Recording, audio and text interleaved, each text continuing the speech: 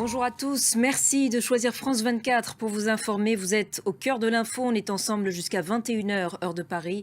Voici les titres de ce samedi 18 mai. Retour au calme très relatif en Nouvelle-Calédonie.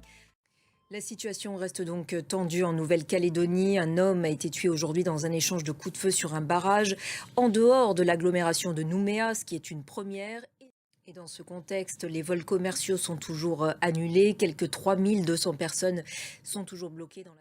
Alors que le dialogue et la confiance semblent rompus entre Paris et les indépendantistes, quelle issue à cette crise? Une réunion à ce sujet avait lieu hier soir autour du Premier ministre et l'hypothèse d'une médiation est à présent envisagée. Alexandre Pérou.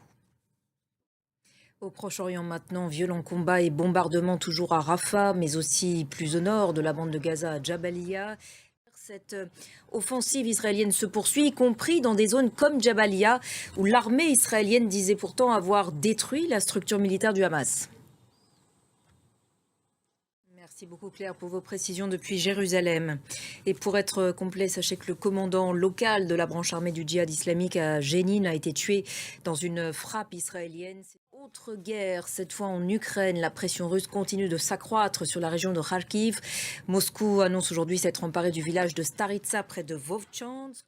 L'usage d'armes occidentales pour attaquer la Russie, Kiev s'en est toujours défendu. Merci beaucoup Gulliver pour toutes vos précisions.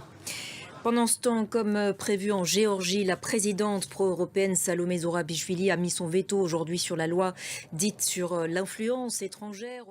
Et voilà pour l'essentiel de l'info, on se retrouve dans quelques instants, à tout de suite.